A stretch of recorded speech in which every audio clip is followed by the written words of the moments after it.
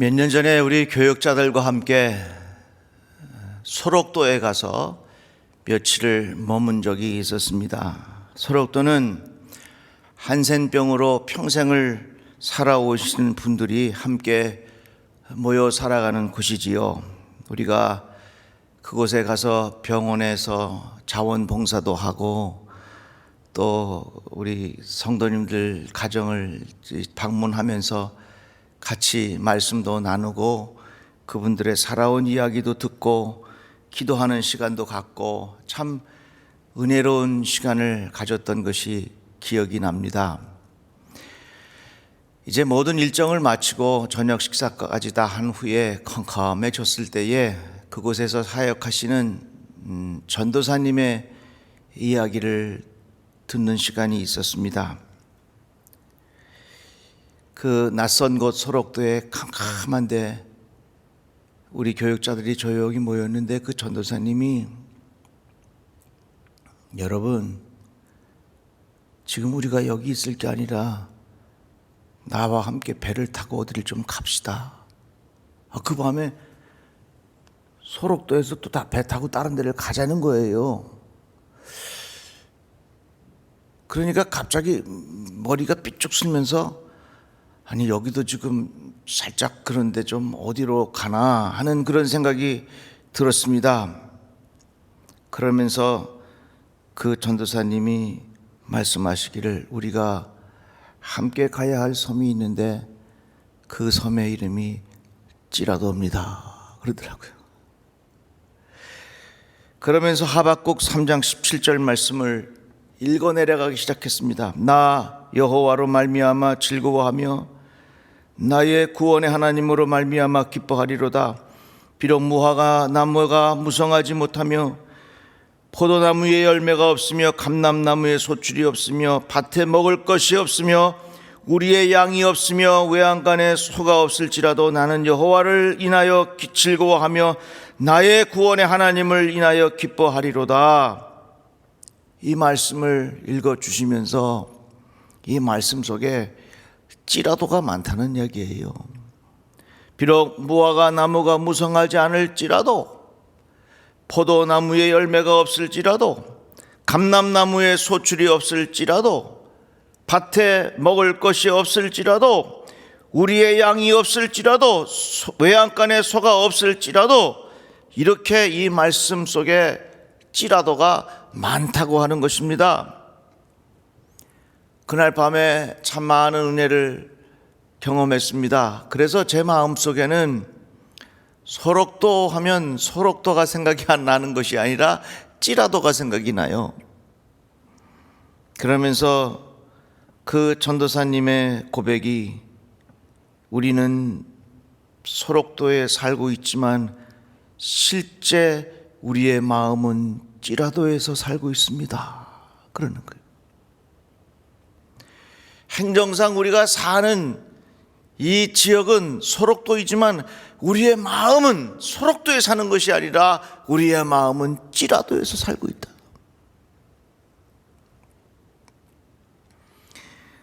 지금 우리에게 필요한 믿음의 자세가 바로 이것입니다. 어떻게 보면 하나님께서 우리들을 향한 하나님의 마음은 끊임없는 찌라도였습니다. 아담과 하와가 선악과를 따먹고 하나님의 말씀에 불순종하여 도망갔을지라도 하나님은 아담과 하와를 버리지 않았습니다. 가인이 동생 아벨을 돌로 쳐서 죽였을지라도 하나님은 그에게 피할 길을 주셨습니다. 이와 같이 성경에 보면 하나님께서 우리들을 향한 하나님의 마음은 수많은 찌라도가 있어요. 이사야서의 말씀에 우리는 다 양 같아서 그릇 행하여 각기 제 길로 갔거늘 여호와께서는 우리 모두의 죄악을 그에게 담당시키셨도다. 이 말씀을 다르게 설명하자면 우리는 다 양 같아서 그릇 행하여 각기 제 길로 갔을지라도 여호와께서는 우리 모두의 죄악을 그에게 담당시키셨도다. 예수께서 사마리아 여인을 만나십니다. 유대인들조차 이 사마리아 여인을 만나려고 하지 않았습니다. 이 사마리아 여인은 아주 행실이 단정하지 못한 사람이었습니다. 그러나 예수님은 이 여인을 만나서 복음을 전하셨습니다. 그가 메시아인 것을 그에게 깨닫게 하여 주셨습니다. 이와 같이 예수님께서 만난 수많은 사람들을 보면 찌라도 내가 너를 만나겠다 그 말이에요. 어느 여인이 가늠하다 붙잡혔습니다. 돌로 쳐서 죽이려고 수많은 사람들이 이 여인을 뒤쫓아왔습니다. 그리고 예수님에게 묻습니다. 모세는 율법에 이러한 여자를 돌로 치라 명하였거니와 선생은 어떻게 말하겠나이까? 그러니까 예수께서 대답하시기를 죄 없는 자가 먼저 돌로 치라. 이 말씀을 다르게 설명하자면 가늠하다 붙잡힌 여인은 율법에 의하면 돌로 쳐서 죽게 되었을지라도 예수님은 그를 받아주시고 그녀에게 말씀하셨습니다. 여자여, 너를 고발하던 그들이 다 어디 있느냐? 너를 정죄한 자가 없느냐? 주여, 없나이다. 그랬더니 예수께서 말씀하시기를 나도 너를 정죄하지 아니하노니 가서 다시는 죄를 범하지 말아라. 성경에 보면 하나님은 우리들을 향하여 끊임없는 찌라도를 하시는 겁니다. 우리가 자격이 없을지라도, 하나님 보시기에 우리에게 부끄러움이 많이 있다 할지라도, 하나님 보시기에 우리가 어리석게 보인다 할지라도, 성경에 보면 하나님은 끊임없이 그렇다 할지라도 우리들을 받아주신 하나님의 위대한 사랑입니다. 탕자의 비유를 보십시오. 내가 모든 것을 탕진하였다 할지라도, 내가 나를 떠나서 마음대로 살았다 할지라도 우리를 향한 하나님의 마음은 너무나도 많은 찌라도가 있어. 그렇다면 우리는 어떻게 해야 되겠습니까? 우리에게도 이러한 믿음의 태도가 필요합니다.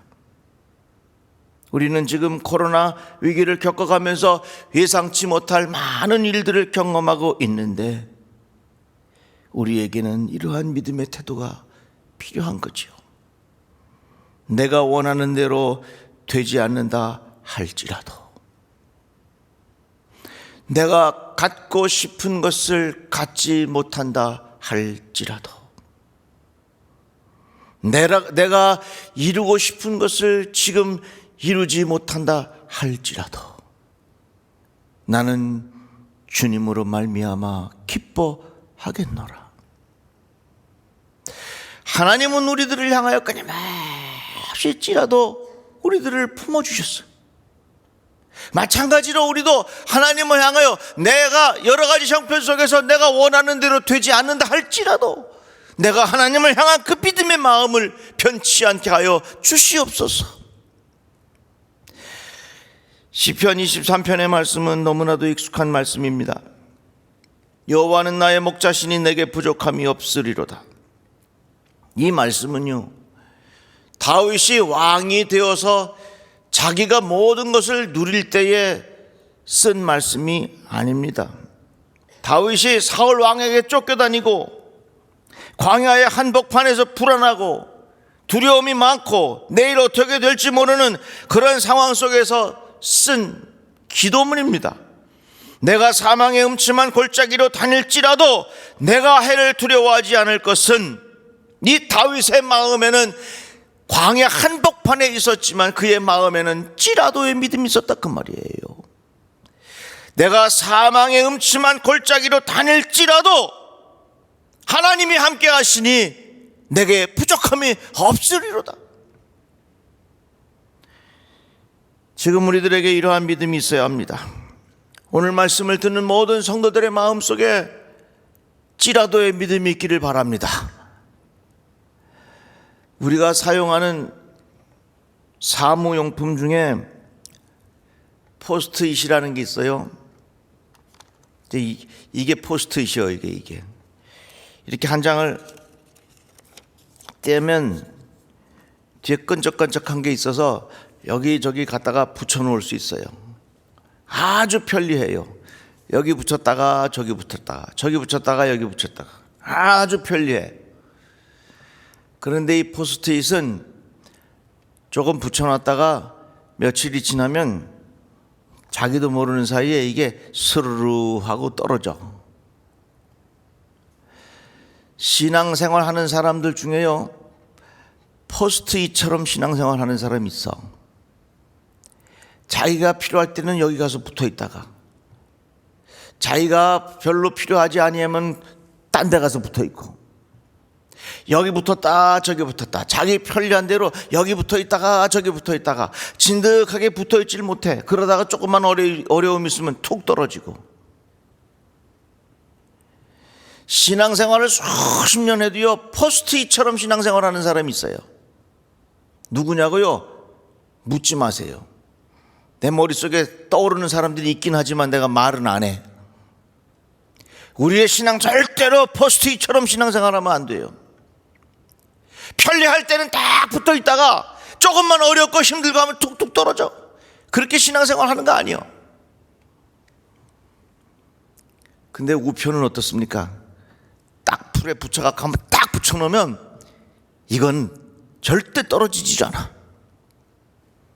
그러니까 여러분, 포스트잇과 같은 신앙생활 하지 마시고 딱 풀에 붙여진 우표처럼 신앙생활 하시기를 바랍니다. 그래서 어떤 일이 있어도 무슨 일이 벌어져도 내 신앙은 절대로 움직이지 아니하는 그런 믿음의 사람. 내가 지금 원하는 대로 되지 않는다 할지라도, 내가 갖고 싶은 것을 지금 갖지 못한다 할지라도, 이 찌라도의 믿음이 있는 사람이야말로 다 붙어있는 믿음의 사람들이에요. 예수께서 제자들과 함께 말씀을 나누시는 중에 예수께서 말씀하셨습니다. 한 사람이 나를 팔아 넘길 것이다. 그러자 시몬 베드로가 대답하기를, 주여, 영생의 말씀이 주께 있사오니 우리가 누구에게로 가오리까? 베드로가 자신 있게 나는 무슨 일이 있어도 절대로 주님을 떠나지 않습니다, 이렇게 고백했습니다. 그러나 예수께서 붙잡히신 후에 닭이 울기 전에 이 베드로는 3번이나 예수님을 모른다고 부인했어요. 그러니까 내 스스로 그렇게 결심하고 결단해도 환경에 따라서 우리의 마음은 수십 번 바뀌기 쉬운 게 우리 모습이요. 그만큼 우리 연약해.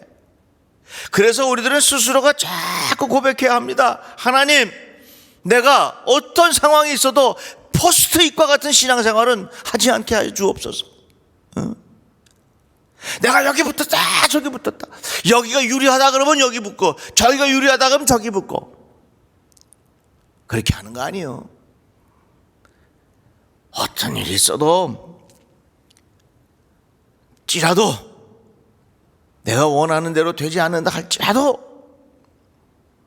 내가 지금 불이익을 당한다 할지라도, 내가 지금 사람들에게 때로는 손가락질 당한다 할지라도 주의 말씀이 거기 있사오니, 진리가 거기 있사오니, 생명이 거기 있사오니, 하나님의 은혜가 거기 있사오니 내가 끝까지 주님을 따르겠습니다 말이지.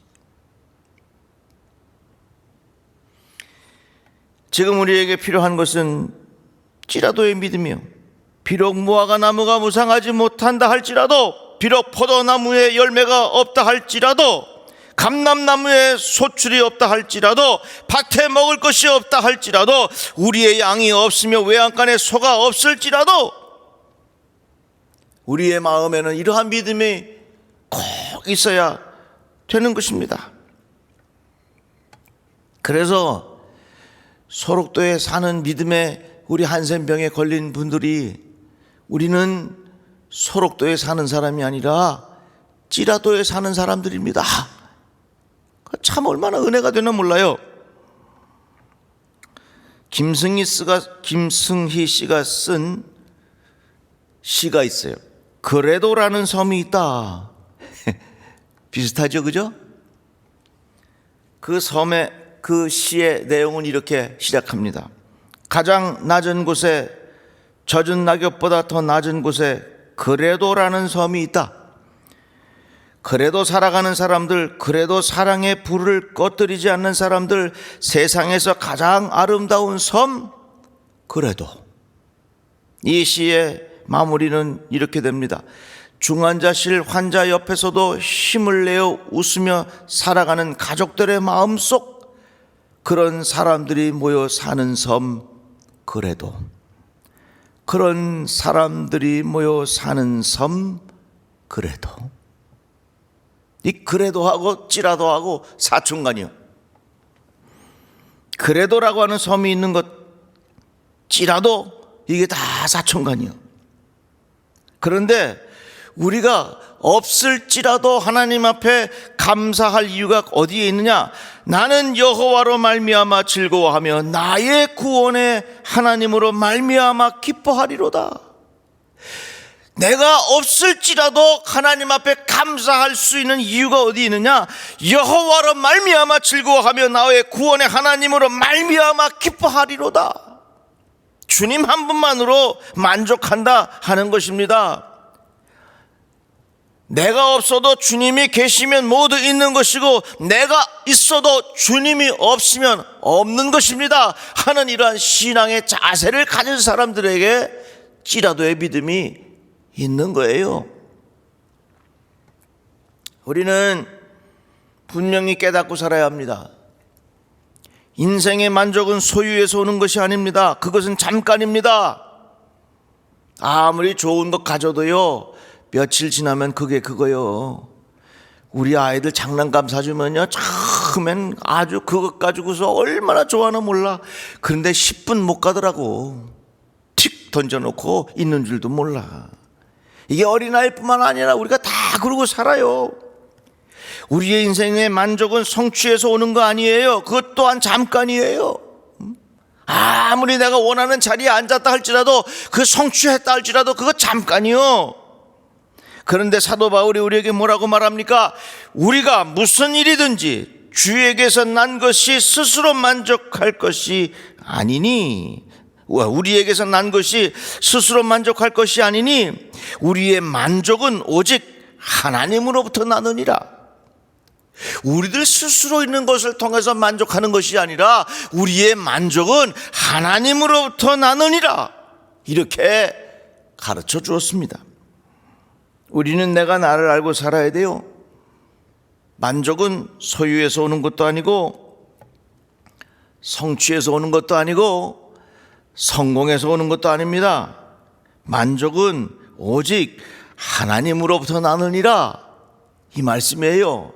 한번 여러분들 계신 자리에서 한번 따라해 보세요. 만족은 오직 하나님으로부터 나느니라. 만족은 오직 하나님으로부터 난다는 겁니다. 하나님으로부터 난다는 거예요. 그래서 우리들에게는 이 찌라도의 믿음이 필요한 것입니다. 우리가 원하는 대로 되지 않아도, 내가 갖고 싶은 것을 갖고 있지 않다 할지라도 내 안에 하나님이 계시면 그 하나님으로 인하여 참된 만족을 경험할 수 있게 된다, 그 말씀입니다. 그런데요, 우리의 마음을 흔드는 요소들이 있어. 그래, 내가 잘 안 돼도 하나님 함께 계시는 그 믿음으로 내가 찌라도의 믿음으로 이겨야지, 이런 믿음으로 마음을 갖고 살아가는데, 살다가 보면 옆에 사람들이 보이잖아요.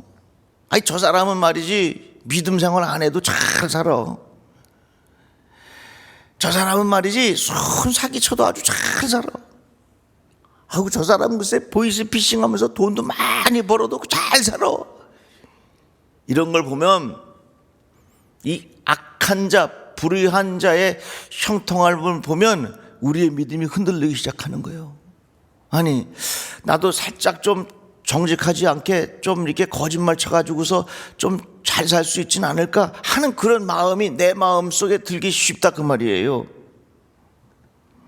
여기서 또 한 가지 찌라도가 있어요. 악한 자에 형통한다 할지라도 시편 말씀에 보니까 여호와 앞에 잠잠하고 참고 기다리라. 자기 길이 형통하며 악한 꾀를 이루는 자 때문에 불평하지 말지어다. 이 말씀을 뭡니까? 악한 꾀를 통하여 형통한다 할지라도 두려워하지 말아라. 잠언 말씀에 보면 너는 악인의 형통함을 부러워하지 말며 그와 함께 있으려고 하지 말지어다. 이 말씀은 뭡니까? 악인이 형통한다 할지라도 부러워하지 말아라. 너는 행악자들로 말미암아 분을 품지 말며 악인의 형통함을 부러워하지 말라. 이 말씀 또한 악인이 형통한다 할지라도 부러워하지 말아라. 그러니까 우리가 이 찌라도에 두 가지가 있어요. 하나는 내가 원하는 대로 되지 않는다 할지라도 그 믿음이 있어야 되고, 또 하나는 불의한 자, 악한 자가 잘 되고 형통한 것을 본다 할지라도 부러워하지 말아라. 이 두 가지의 찌라도가 우리의 신앙생활 하면서 얼마나 중요한지 몰라요. 전도서 말씀에 보면 악인은 잘되지 못하며 장수하지 못하고 그날이 그림자와 같이 같으리니 이는 하나님을 경외하지 아니함이니라. 결국에 가서는요, 악인의 형통함은 그것으로 끝나는 거예요. 그 모든 것이 다 그림자와 같다고 성경은 우리에게 가르쳐주고 있어요. 시편의 말씀에도 악인들은 풀같이 자라고 악을 행하는 자들은 다 흥황할지라도 영원히 멸망하리이다. 결론은요, 다 하나님께서 우리에게 가르쳐 주셨어요. 제가 지난 주간에 저기 지방에 가서 벼가 다 익어간 모습을 봤어요. 그런데 보니까 노랗게 익은 벼가 있는가 하면 거기에 피가 말이죠, 가라지가 같이 쭉쭉 올라와서 이 가라지는 지가 끝날 판이 됐는데도 빳빳하게 이루고 있더라. 알곡과 가라지가 같이 자랄 때는 아무 별 차이 없는 것 같이 자라지만 결국에 가서는요, 알곡은 다 모아서 곡간 안에 들어가지만 가라지는 다 베어져서 결국은 불타는 것으로 끝이 나게 되어 있어요. 마지막까지 좋을 수가 없다, 그 말이에요. 오늘 우리들은 두 가지의 찌라도를 들었습니다. 우리에게 이러한 믿음이 필요합니다. 내가 원하는 대로 되지 않는다 할지라도 나는 주님 한 분만으로 만족하며 살겠습니다. 악인이 형통할지라도 나는 그것을 부러워하지 않고 내 믿음을 지키며 살겠습니다. 오늘 말씀을 들은 모든 성도들, 두 가지의 찌라도의 믿음을 가지고 우리의 믿음을 잘 지키며 살아가시기를 주의 이름으로 축복합니다. 기도합시다. 하나님 감사합니다. 세상 풍조 나날이 갈리어도 우리의 믿음을 지키며 살게 하여 주시옵소서. 주님 한 분으로 만족하게 하여 주시고 주님으로 인하여 내 인생에 참된 행복과 기쁨과 평안이 가득하게 하여 주시옵소서. 존귀하신 예수님의 이름으로 기도드리옵나이다. 아멘.